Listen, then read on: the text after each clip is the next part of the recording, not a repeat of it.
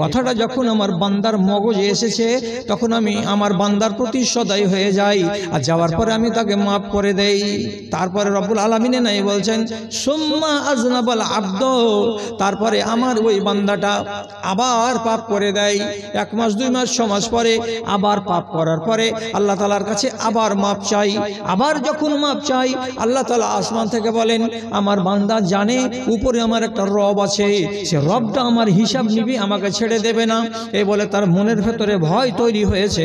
যখন আমার বান্দার ভেতরে এমন অনুশোচনা তৈরি হয়েছে তখন আমি আল্লাহ দয়াবান, আমি কেন তাকে মাফ করব না, তখন আমি তাকে মাফ করে দেই। 2 বার হলো মাফ করা।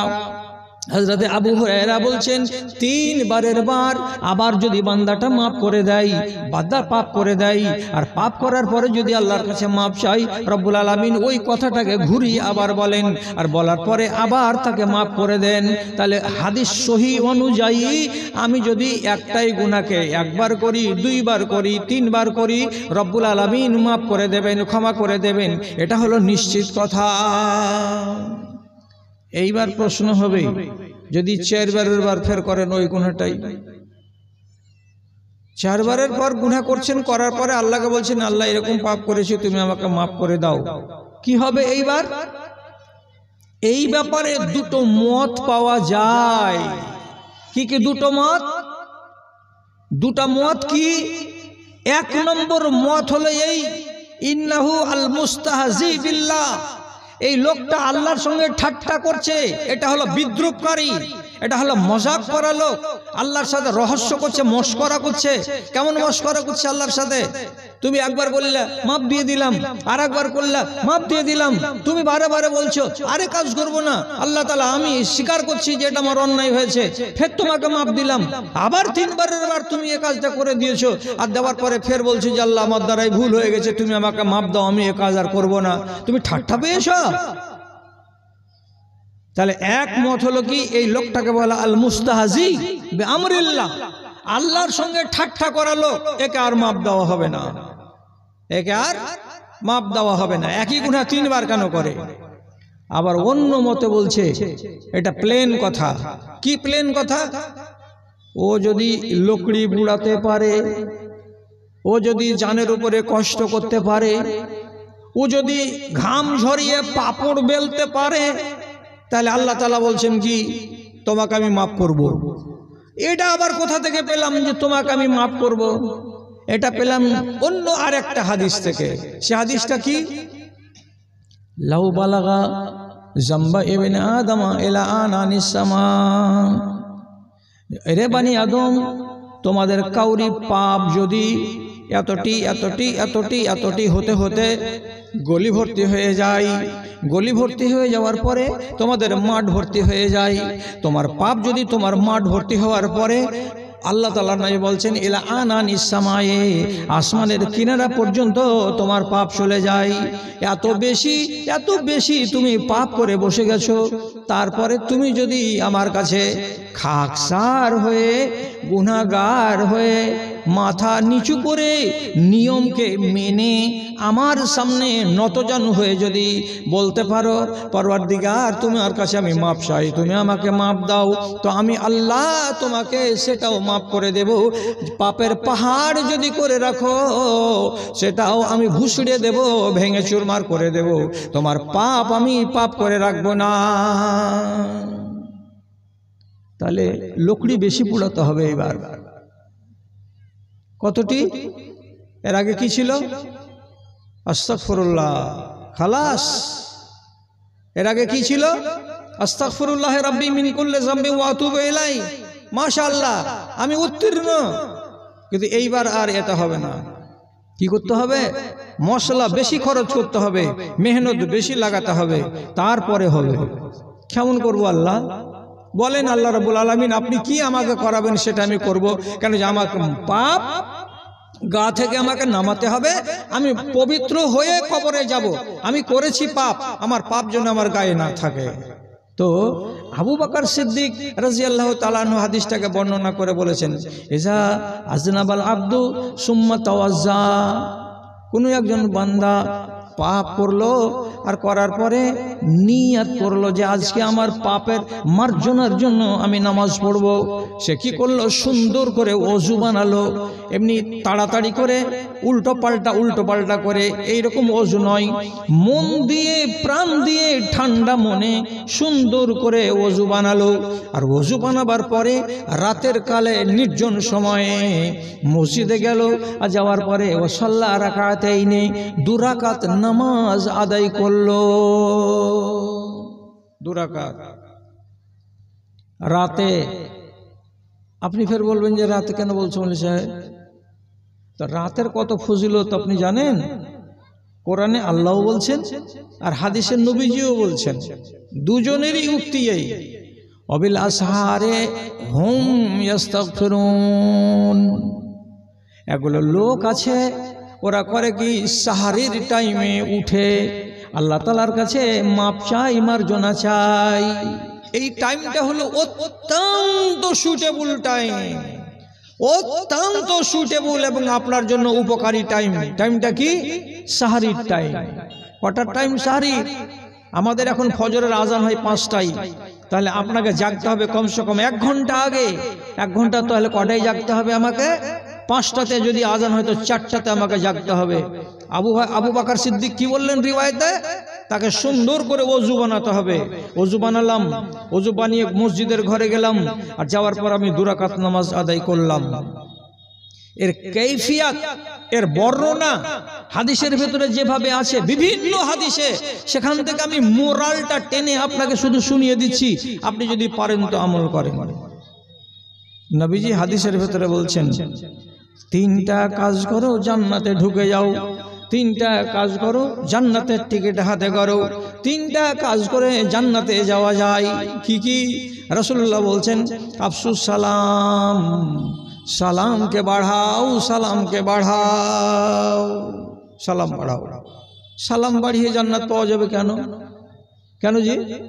আসসালামু আলাইকুম বললাম, চায়ের দোকানে আসসালামু আলাইকুম বললাম, তো এতে আমার জান্নাত কি করে হয়ে যায়? কেন হয়ে যায়? এখনো বুঝতে পারেনি আম পাবলিক এবং আমার জাত ভাই। নাহলে সালামে কেউ পিছে পড়ে থাকে? আপনি একজন লোক বললেন আসসালামু আলাইকুম চায়ের দোকানে, ওখানে অন্তত 15 জন লোক ছিল। একটা হ্যাঁ না বলেন যে 15 জন লোক ছিল। 15 জন লোক মুখকে এরকম করে বসে থাকবে, এটা কি বলবে? কি বলবে ওরা? ওয়ালাইকুম আসসালাম। অথবা যারা একটু পড়াশোনা বলবে ওয়ালাইকুম আসসালাম ওয়া রাহমাতুল্লাহি ওয়া বারাকাতুহু। তাহলে আপনি একটা লোক সালাম বললেন, আর এক চান্সে 15 জন লোক আপনাকে বলছে তোমার উপরে আল্লাহর শান্তি বর্ষিত হোক। তাহলে যদি 15 জন লোকের ভেতরে ধরে নিলাম যে 6টা লোক মদখোর, সিগারেটখোর, চা খেতে এসেছে, তো বাকি 8টা লোক তো নেককার আছে। 8টা লোক এইখানে আপনাকে দোয়া দিল, একজন মুমিনকে দোয়া দিল, 8 জন মুমিন। এবার এক চায়ের দোকানে হলো, চলে আসছি, বাড়িতে ঢুকবো, তো রাস্তার মোড়ে তীরমোহনীতে দাঁড়িয়ে আছে 5-7টা লোক। আপনি গিয়ে আবার বলছেন আসসালামু আলাইকুম, ওখানে এক সালাম দিলেন। এরকম সালামগুলো দিনে অন্তত কয়টা হওয়া দরকার আছে? যদি আপনি 20টা সালাম দিয়ে থাকেন, তাহলে এক একটা সালামের জবাব যদি 10 জন লোকে দিয়ে থাকে, তাহলে 200 জন লোক আপনাকে ডেইলি বলছে আল্লাহর সালামতি, আপনার শান্তি আপনার উপরে বর্ষিত হোক। তাহলে এই লোকটির দোয়াতে তো আমি জান্নাতে যাব। এই জন্য নবীজি কি বলছেন? আফসুস সালাম, সালামকে বাড়াও। একটা হলো এই টিকিট পাওয়ার। 2 নম্বরে নবীজি বলছেন ওয়াতাইমুত তাআম, গরিবকে খেতে দাও। গরিবকে খেতে দাও কেন বললেন? ধনীকে খেতে দাও এটা কথা আল্লাহ বললেন না, নবী বললেন না। মাওলানাকে খেতে দাও এটা বললেন না, প্রধানকে খেতে দাও এটা বললেন না। কেন বলছেন গরিবকে খেতে দাও? গরিবকে খেতে দাও, এতে কি হবে? তো জান্নাতের টিকিট হাতে আসবে। কি জন্য গরিবের নাম নেওয়া হলো? আমার মতো লাট সাহেব, আপনার মতো লাট সাহেবকে যদি আমি জিয়াফত দিই, আপনি যদি আমার বাড়িতে খানা খান, খানাটা খাওয়া দাওয়ার পরে আপনি ওখানে গল্প লাগাবেন, আর গল্প করে করে করে করে 10 মিনিট আধা ঘন্টা পরে আবার হাসতে হাসতে বেরিয়ে চলে যাবেন। যাওয়ার কালে বলবেন ভাই দেখা হবে সন্ধ্যাবেলায় চায়ের দোকানে, ভালো থাকবেন, আমি চলে গেলাম, আর কথা নেই। আর একটা গরিবকে খাইয়ে দেখেন, তফাৎ দেখবেন, এইটুকু শুধু তফাৎ দেখবেন, কথাটা মাথায়ও রাখবেন। পৃথিবীতে জীবনে কোনোদিন কোনো ফকিরকে ভাত খাইয়ে শুনেছেন? বাজি একটু বাড়া দিবেন না ভাতের? কোনো ফকির বাড়া চাহে? চায় না। কেন চায় না? এর কুলিয়েছে আওকতে 80, আমাকে দিয়েছে 80। আমি যদি বেশি করে চাই, লোকটা আমাকে কি করবে? ধাতানি দিবে। এই জন্য জীবনে কোনো ফকির আপনার কাছে বাড়া ভাত চাইবে না, চাইনি, এটাও বলবে না যে আর যদি আর দিতে যেতে পেটটা ভরে যেত, বলবে না। কেন বলবে না? ও বুঝে যে আমি চেয়েছি, আমাকে 80, ওর সাধ্যে হয়েছে, সে আমাকে 80 দিয়েছে। ওইটি ভাতকে খেয়ে থালিটাকে ধুয়ে মুছে আপনার গেটের কাছে রেখে দিবে।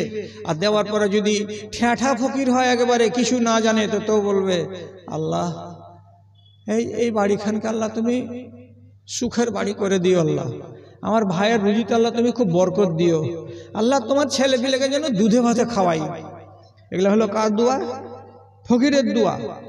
এতটি দোয়া আপনাকে অন্য কোনো লোক দিবে না যে দোয়াটি ফকিরে দেয়। কেন এতটি দোয়া দেয়? পেটের জ্বালা সাংঘাতিক। রাসূলুল্লাহ হাদিসে বলেছেন, পেটে যদি জ্বালা ধরে যায়, মানুষ কুফুরের দিকে এগিয়ে যায়। পেটে যদি বেশি ব্যথা জেগে যায়, খিদার জ্বালা জেগে যায়, আর যদি নিবারণ করার উপায় না হয়, তো মানুষ কুফুরের দিকে এগিয়ে যায়, মানে হারামের দিকে এগিয়ে যায়। আল্লাহর কসম খেয়ে বলছি, দুইটা হাদিস আছে, বলার আমার কাছে টাইম নাই। খেতে পাচ্ছে না, দিন যায় না, পেটের জ্বালা সইতে পারে না, যার জন্য ইজ্জতকে বিক্রি করার জন্য বনি ইসরাইলদের যুবতী নারী ময়দানে চলে গেছে এক পুরুষের কাছে। সে বলেছিল, তুমি যদি তোমার শরীরখানা একবার আমাকে দাও, তাহলে আমি তোমাকে 50 কেজি আটার একটা বস্তা দিয়ে দেব। তোমার কাছে টাকা নিব না, পয়সা নিব না, বিনা পয়সায় তোমাকে দিয়ে দেব। ধার কেন চাইতে এসেছো? ধারের কথাটা নয়, তোমার যৌবনটা একবার আমাকে দাও, আর যত আটা লাগে সব আমার কাছ থেকে নিয়ে যাও। পেটের জ্বালাকে নিবারণ করার জন্য নিজের শরম গাহকে বিক্রি করে দেবে বলে নির্জনে মিলিত হয়েছিল। ঘটনা অন্য, আমি ওটা বলবো না, আপনাকে বলতে যাচ্ছি না, আমি প্রসঙ্গটা শুধু উল্লেখ করলাম। নবীজি বলছেন, পেটের জ্বালা মানুষকে কুফুরের দিকে নিয়ে চলে যায়। এই মানুষটা খেতে পেয়েছে, তো ওর সুখ চলে এসেছে, ওর চোখে সরিষার ফুল ফুটছিল, এখন সরিষার ফুল ফোটে না, মনটাতে শান্তি পেয়েছে। আর শান্তি করলেন একটা মানুষের মনে, আর তার ভেতরে আনন্দ ঢুকিয়ে দিতে পারলেন আপনি একটা মানুষের মনে। এটার মতন উত্তম কাজ আর নাই। 3 নম্বরে রাসূলুল্লাহ বলছেন, টিকিট যদি জান্নাতের নিতে হয়, তো 3 নম্বর কাজটা কি করো? সাল্লু বিল্লাইলি ওয়ান নাসু নিয়াম।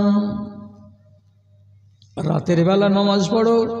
শর্ত হলো একটা, এমন রাতে নামাজ পড়তে হবে যে রাতের টাইমে আপনার পাড়া প্রতিবেশীর একটাও লোক জেগে থাকবে না, যেই টাইমে আপনার বাড়ির একটা লোক জেগে থাকবে না, যেই টাইমে আপনার মসজিদের ইমাম সাহেব পর্যন্ত জেগে থাকবে না, সবাই সারা দুনিয়া সারপাট হয়ে শুয়ে আছে, নাক ডেকে ডেকে ঘুমাচ্ছে, এমন নির্জন সময়ে আপনাকে মসজিদের ভেতরে যেতে হবে।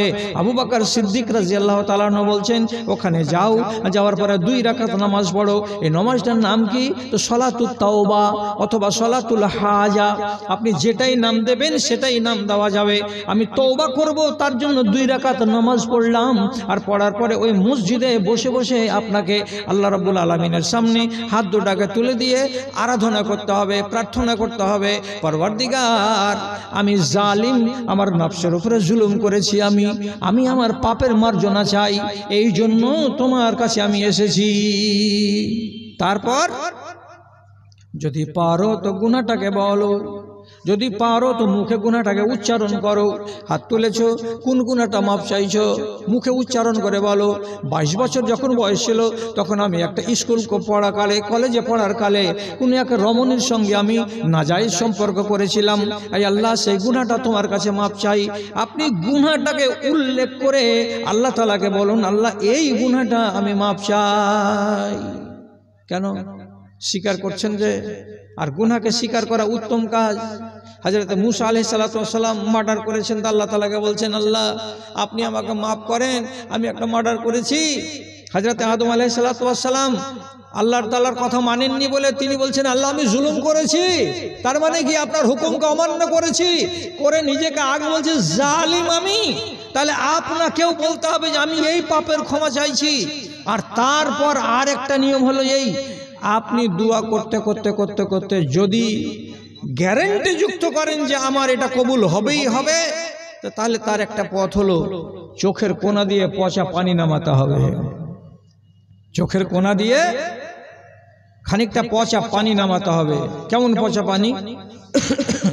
কাঁদতে হবে, কাঁদতে হবে।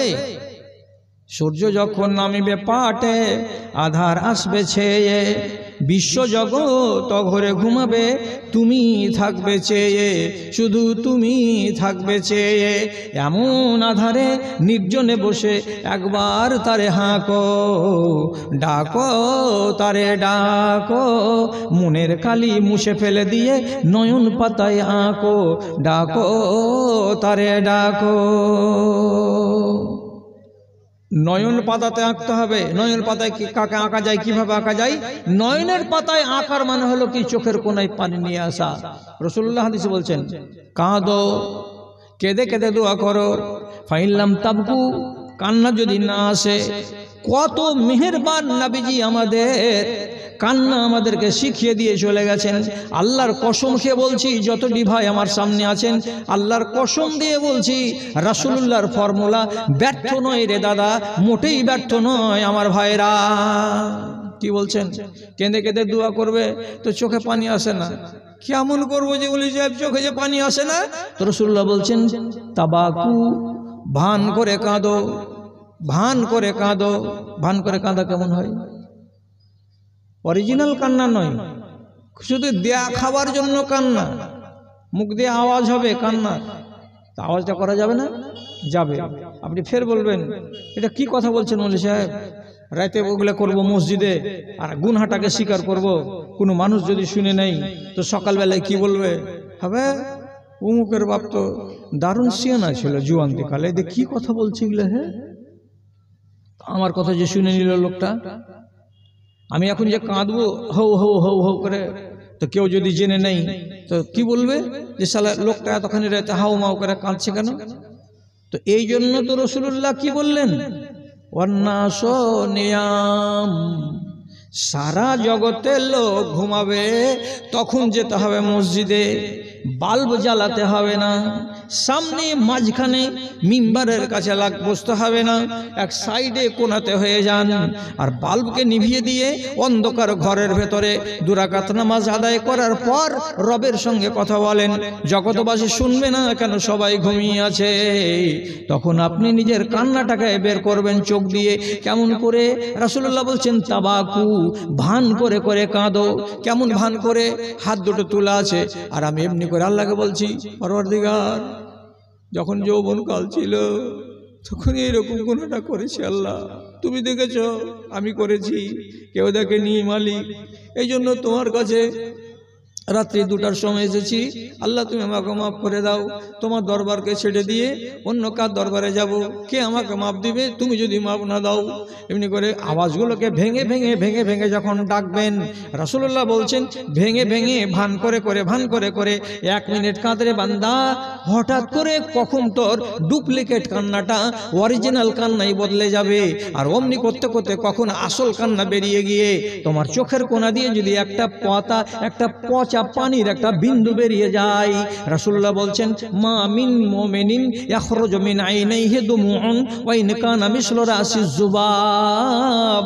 কোন একজন মুমিন মুসলমানের 2 চোখের কোনা দিয়েই যদি একটু পানি বেরিয়ে যায়, কতখানি পানি?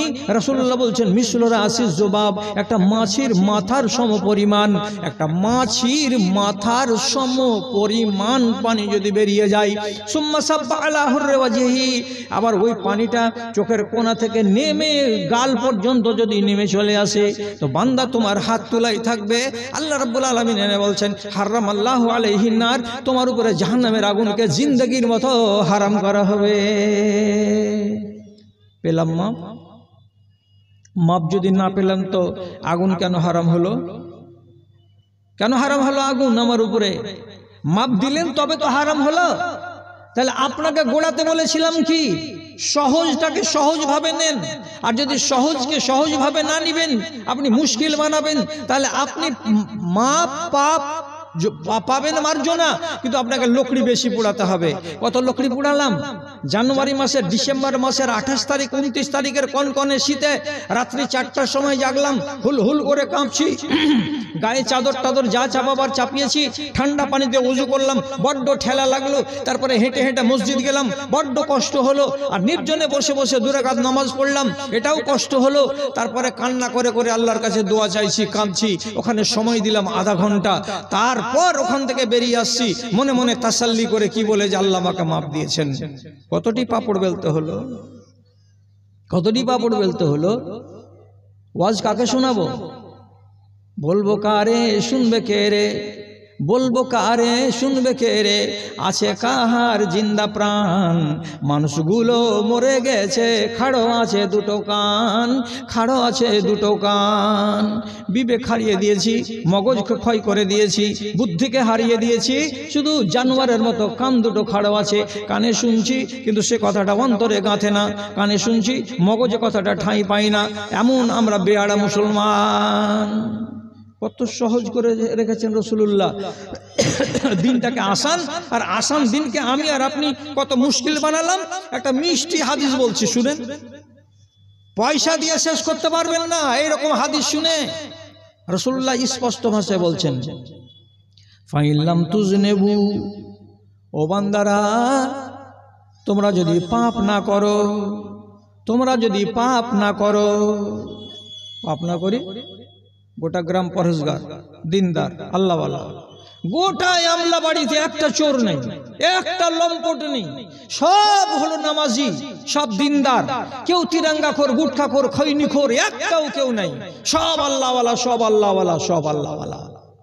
এবার আপনারা তো মনে মনে বলবেন, আলহামদুলিল্লাহ আমরা সব ভালো মানুষ হয়ে গেছি, আমাদের ভেতরে ছোট জাররা পরিমাণও পাপ করা লোক এখানে কেউ কাউকে পাওয়া যায় না। এটা বলবে খুশি হবেন তো আপনি তো। কিন্তু রব্বুল আলামিন বলছেন তার নবীকে দিয়ে, কি লাউলাম তুজনেবু, ও আমলা বাড়ির লোক, তোমরা যদি স্থির সিদ্ধান্ত করে নাও যে আমরা গোটা গ্রামের লোক, গোটা এলাকার লোক চুরি করব না, ডাকাতি করব না, রাহাজানি করব না, পরনিন্দা করব না, গীবত করব না, সুদ খাবো না, মদ খাবো না, ব্যভিচার করব না, কোনো রকমের পাপ করব না, সব আল্লাহওয়ালা হয়ে যাও, পরেশগার পরেশগার পরেশগার পরেশগার হয়ে যাও। তো রব্বুল আলামিন নাই বলছেন, তোমাদের মতো মানুষগুলোকে আল্লাহ রব্বুল আলামিন এক নিমেষের ভেতরে কোনো না কোনো আযাবে গ্রেফতার করে দিয়ে, অথবা কোনো সাইক্লোনের আন্ডারে ফেলে দিয়ে, কিংবা ভূমিকম্প এনে দিয়ে তোমাদের সব কটাকে গায়রত করে দেবেন, ধুলিস্যাৎ করে দেবেন, সবকে নিশ্চিহ্ন করে দেবেন আল্লাহ। আপনারা বলছেন কোন কথা কইছে মৌলবীটা? হে, আর 65 বছর বয়স হলো, তাহলে কি আর আক্কেল ডেढ़ হয়ে গেল? সব দিন নেককার লোক গায়ে আছি, তো আমাকে কেন রব্বুল আলামিন আমাদেরকে কেন মেরে ফেলবেন? তো মেরে ফেলে দেখি ফাঁকা মাঠ পড়ে থাকবে? নবী বলছেন, সুম্মা লা ইয়াতি বিকওমিন আখার, এই ফাঁকা গ্রামগুলোতে আল্লাহ রাব্বুল আলামিন আর একগুলো নতুন মানুষকে জন্ম দেবেন। এবার গাঁ হয়ে গেল, মানুষ বাড়ি বাড়ি বাড়ি বাড়ি ভর্তি হয়ে গেল, আমরা মরে গেছি, নতুন মানুষ তৈরি হয়েছে। তফাৎটা কি? রাসূলুল্লাহ বলছেন, যেই নতুন মানুষগুলোকে ওই এলাকায় জন্ম দেওয়া যাবে, সে মানুষগুলো করবেটা কি, তাদের চরিত্রটা কি? এই মানুষগুলো মাঝে মাঝে মাঝে মাঝে ইউজনেবুনা, পাপ করবে।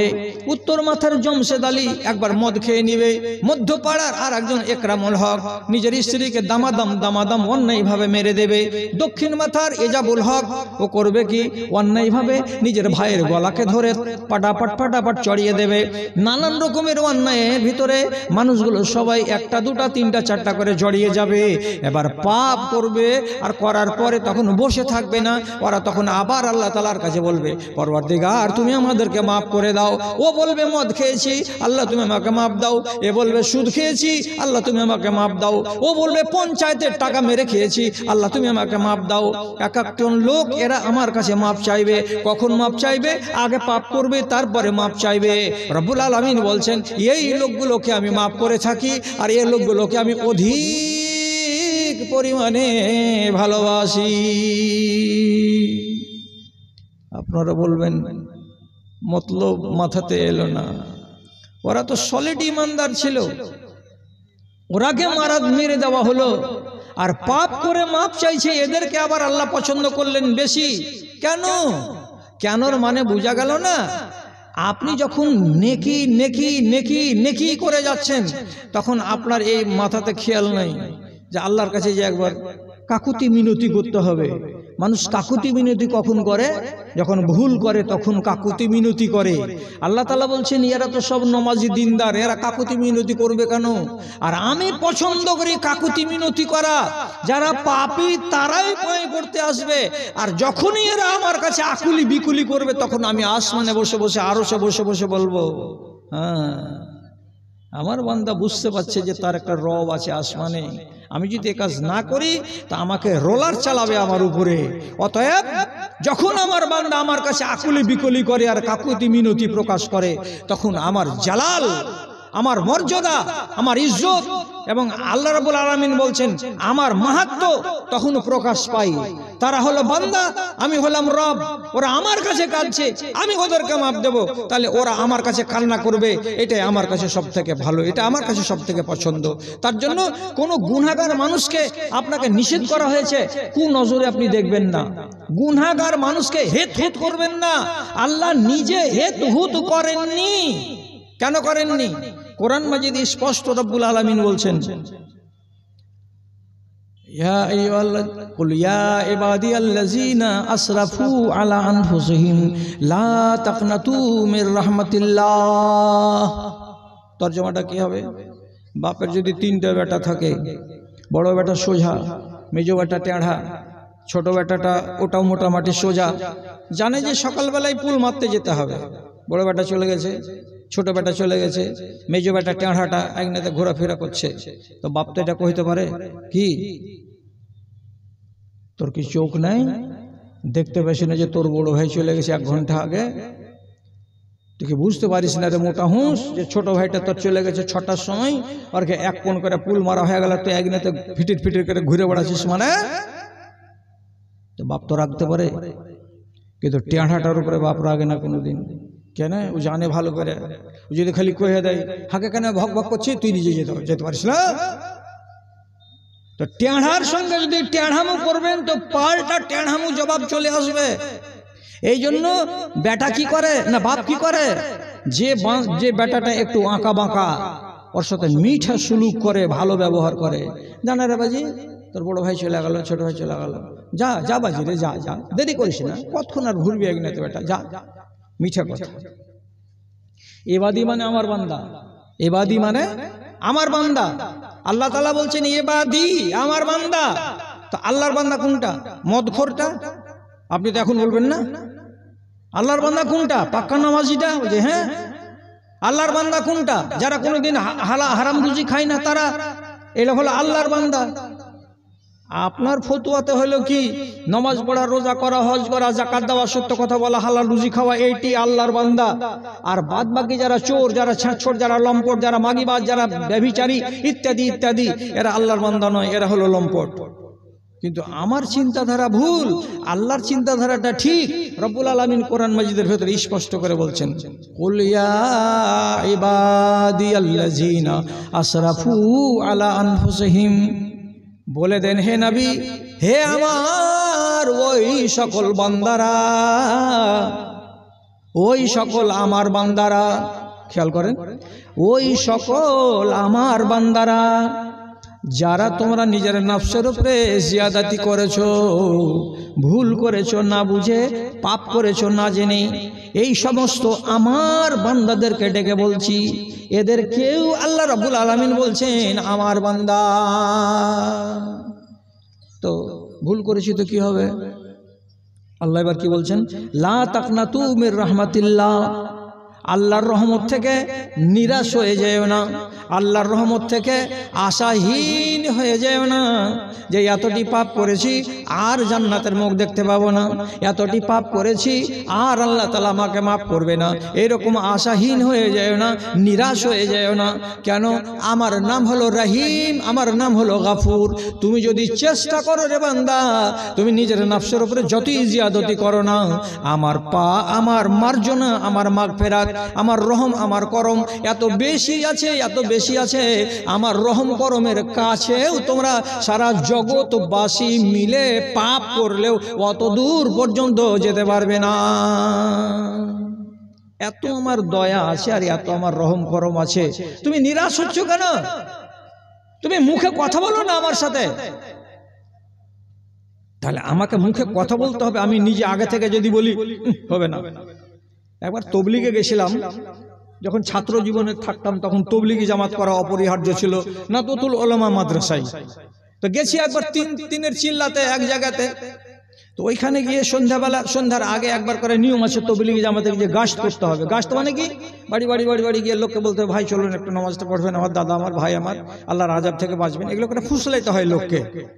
তো গেছি একটা লোকের কাছে গিয়ে বলছি चलिए आज मगरिब के टाइम में आप हमारे साथ नमाज पढ़ेंगे, इंशाल्लाह पढ़ेंगे ना भाई, चलेंगे ना आज हमारे साथ।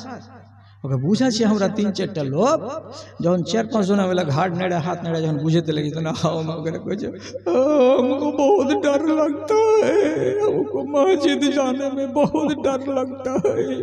अरे साला मस्जिद যেতে তোকে ডর লাগছে আর মানে কি ব্যাপার? मस्जिद আল্লাহর ঘর যেতে তোকে डर लगता है, কেন डर लगता है?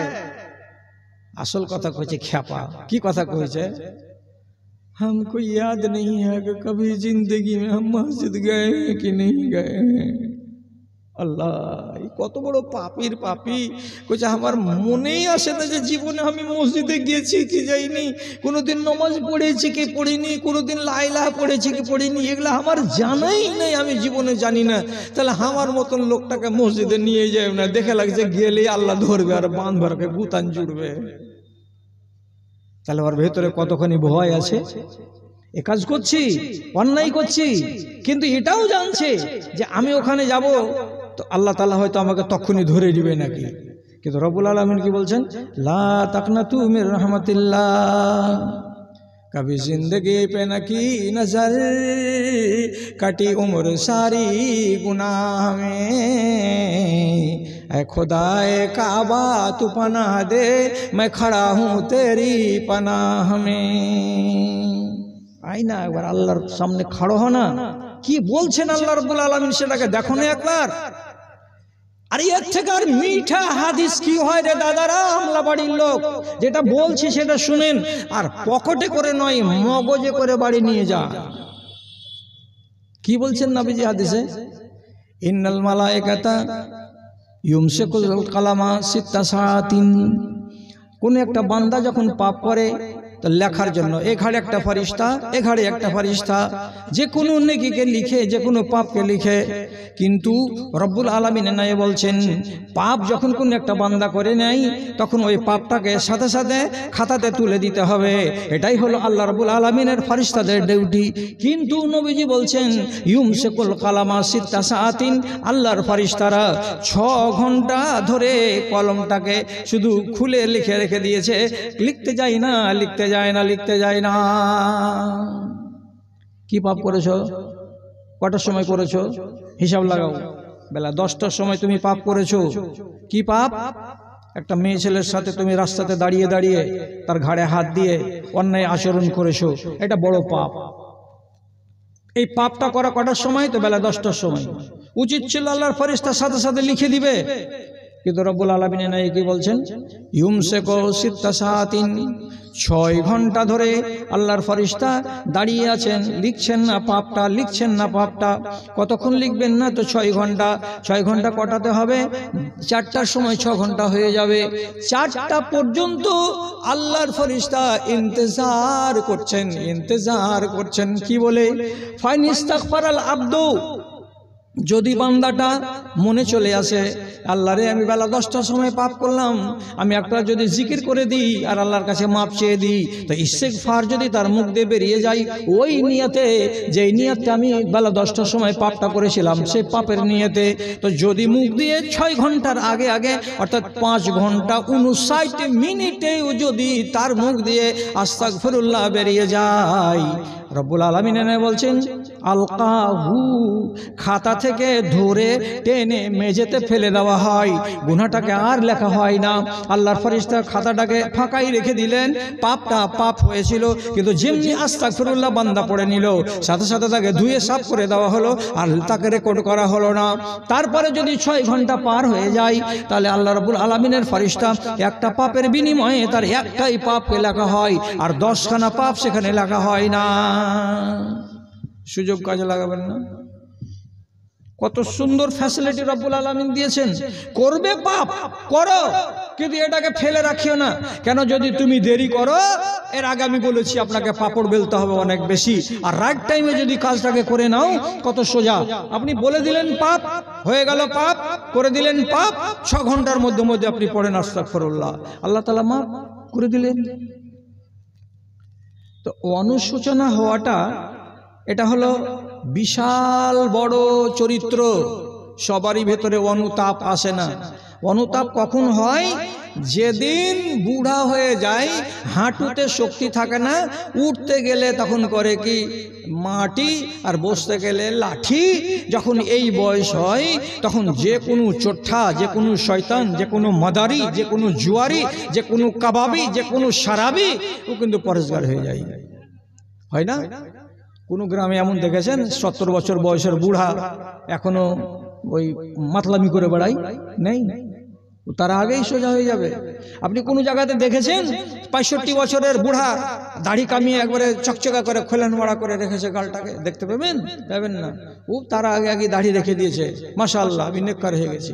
ওই বয়সে হজ করতে যাবে, ওই বয়সে নেকির কাজে যাবে, ওই বয়সে যত নামাজ রোজা হজ জাকাত সবই করবে। কেন? ওর সামনে দুনিয়া আর দেখা দেয় না, ওর সামনে শুধু কবর তাড়াতাড়ি দেখা দেয়, কাছে পড়ে যায় কবর। আর কবর যখন দেখতে পায় বুড়া হয়ে যাওয়ার কালে, তখন ফাইজলাম বাদ দিয়ে দেয়। এই জন্য পৃথিবীতে যত বুড়া মানুষ আছে, যত আছে, শতকরা 99.5টাকে দেখবেন উদিনদার।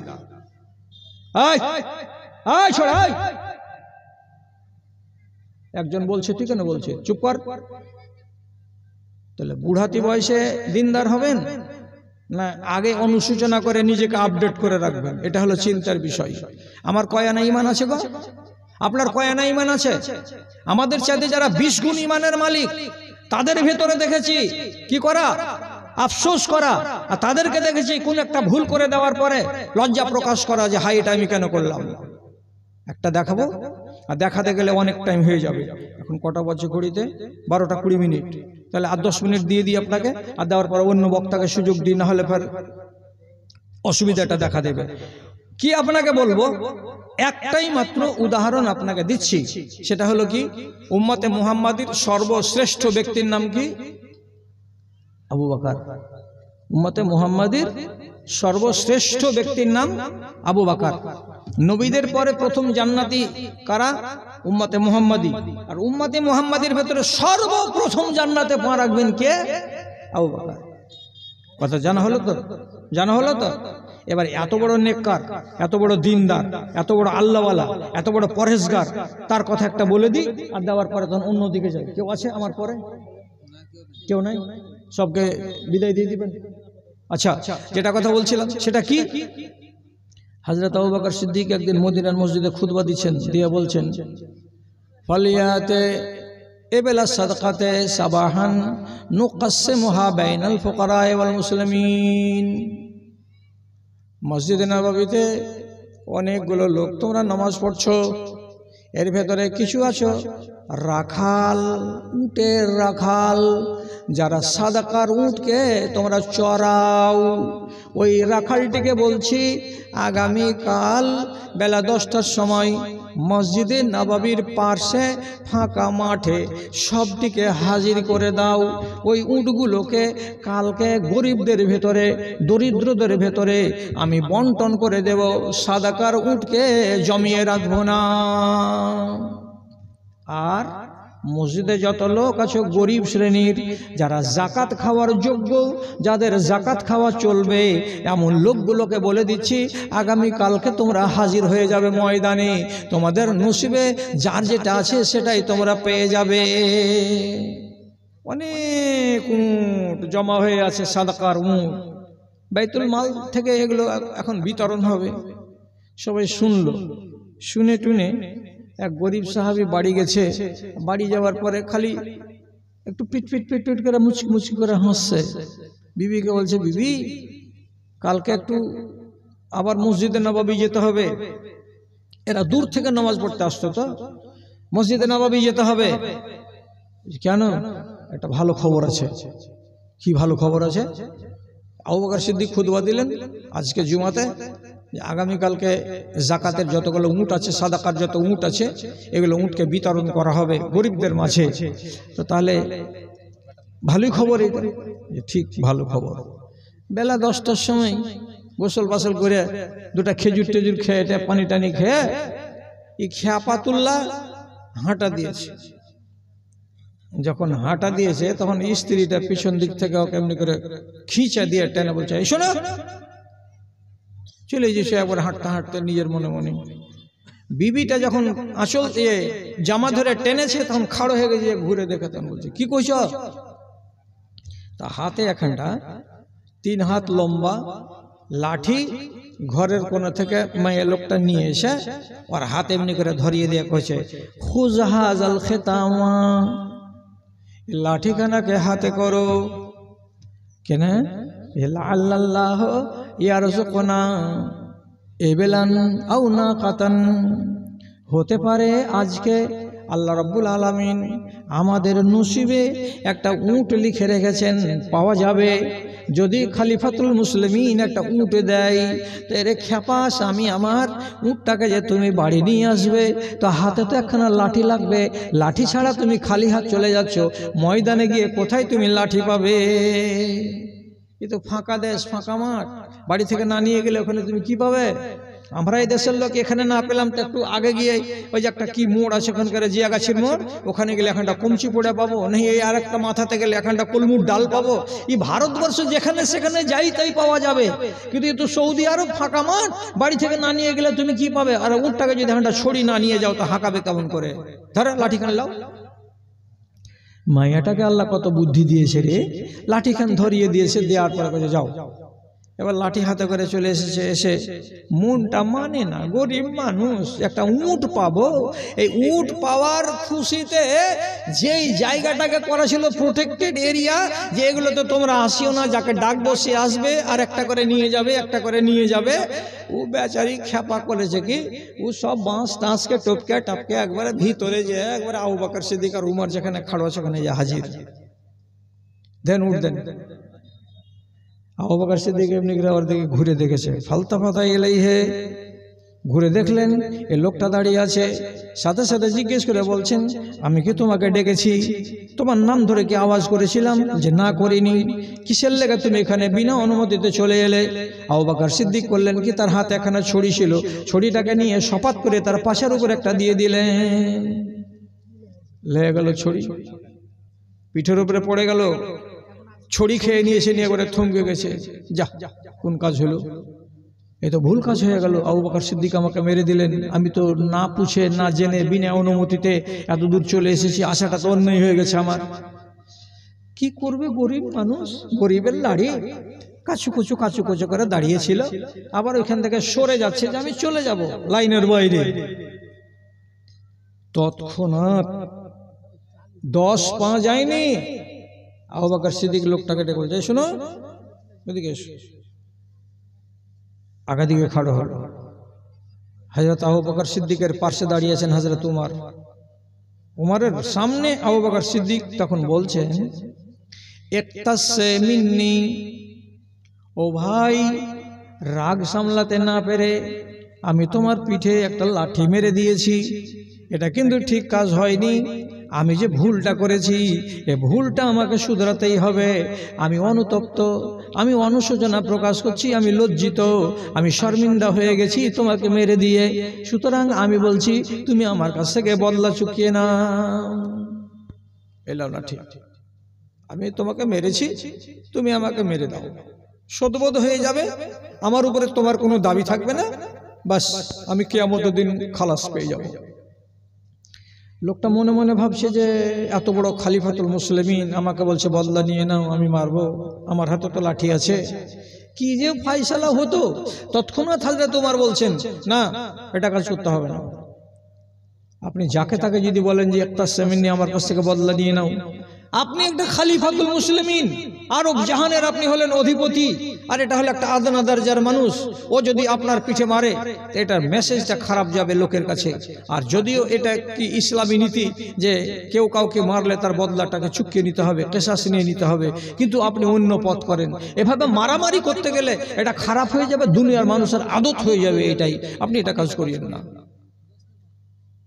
তখন আবু বকর সিদ্দিক বলছেন, যদি আমি নিজের পিঠের উপরে মার না খাই তাহলে আমাকে এটাই করতে হবে। বলে তখন সাথে সাথে কি করলেন, আমার গোলামাহু আইয়াতে এবেলান, নিজের চাকরটাকে ডেকে বলছেন, চাকর বাড়ি যাও, আর যাওয়ার পরে আমার উটটাকে নিয়ে এসো, ও খামিসা একটা চাদর নিয়ে এসো, কম্বল নিয়ে এসো, ও খামসো দিনারিন, আর 5টা দিনার আনো সোনার টাকা। 3খানা জিনিস নিয়ে ডাকলেন নিজের চাকরটাকে। 10 মিনিটের মাথায় চাকরটা একটা উট নিয়ে এলো, আর কে নিয়ে এলো তো 5টা দিনার নিয়ে এলো সোনার টাকা, আর একটা কম্বল নিয়ে এলো। সবটি জিনিসকে দিয়ে দিল গরিবটাকে। আর দেওয়ার পরে বলছে, দাদা আমার, ভাই আমার, আমি তোমার কাছে একটা অন্যায় করেছিলাম, তোমার পিঠে আমি মেরেছি, আমি আবু বকর হলে কি হবে, আমি লজ্জিত, আমি শর্মিন্দা হয়েছি, তুমি আমাকে ক্ষমা করে দাও, আর এতে তুমি রাজি হয়ে যাও।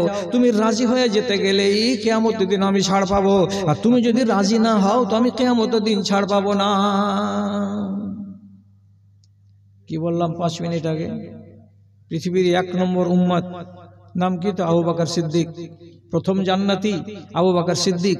এত বড় দিনদার মানুষ, তিনি এতটি জিনিস তার হাতে তুলে দিলেন, আর দেওয়ার পরে বলছেন যে এইটা তুমি যদি গ্রহণ করার পরে রাজি না হও তাহলে আমি কিয়ামতের দিন ছাড় পাবো না। তাহলে মানুষের ভিতরে অন্যায় করার পরে যে অনুশোচনা তৈরি হয়, একটা মনের ভেতরে যে এই রকমের জজবা তৈরি হবে যে হাই এটা আমি কেন করলাম, এটা হচ্ছে অত্যন্ত গুণের কাজ। তো আল্লাহ, যতটি ভাই আপনারা এখানে আছেন, পাপ তো আমার দ্বারাই হবে, আপনি শুনে নিয়েছেন, কিন্তু পাপ করে জমথম বসে থাকিয়েন না, মুখে উচ্চারণ করবেন, লজ্জিত হবেন, শর্মিন্দা হবেন, আল্লাহ তাআলা আপনাকে ক্ষমা করবেন, আর আপনি আপডেট হয়ে থাকবেন, আর আপডেট হয়ে কবরে যাবেন। এটাই হচ্ছে আপনাদের কাছে আমার আশা। আর এই 1.5 ঘন্টা যে একটানা বয়ান রাখলাম আপনার সামনে, আমি আমার বক্তব্য থেকে এটাই আপনার কাছে চাইছি, আপনার ভেতরে পরিবর্তন আসুক। আল্লাহ তাআলা আপনাদের সুমতি দান করে। এবার আমার বিদায় যাওয়ার পালা। আর আমি দেখলাম স্টেজে কাঠিয়ারের বক্তা এসে হাজির, তা আমি ছেড়ে দিচ্ছি স্টেজ, আমি চলে যাব। এবার আপনাদের কাছে এইটা আরজি, এক ভাই আমি স্টার্ট করার সাথে সাথে 500 টাকা দিয়ে গেছিলেন, আর আরেকজন কোন এক ভাই আমাকে 1000 টাকা দিয়েছেন। আর আমার এই ঘড়িতে 1.5 ঘন্টা হতে আর 4 মিনিট বাকি আছে, 4 মিনিটের ভিতরে দিয়ে শেষ করেন। এটা আমার খায়রুল ভাই কত? 3000। খায়রুল ভাই কি করে? বাইরে কাজ করে। যদি বোম্বাই গুজরাটে কাজ করা লোক হয়, আর যদি লেবার না হয়, ঠিকাদার হয়, তাহলে ঠিকাদারের রেট করা আছে আমার দেশে সব 5000 মোটামুটি ঠিকাদার। তো 2000 দাও ভাই, ভাই 2000 সদস্য ছেলে অসুস্থ, তার জন্য 200 টাকা। আসিফুল বাসরব বানাস ইসপান্ত শাফিল আশিফা ইল্লা শিফা বেনামি।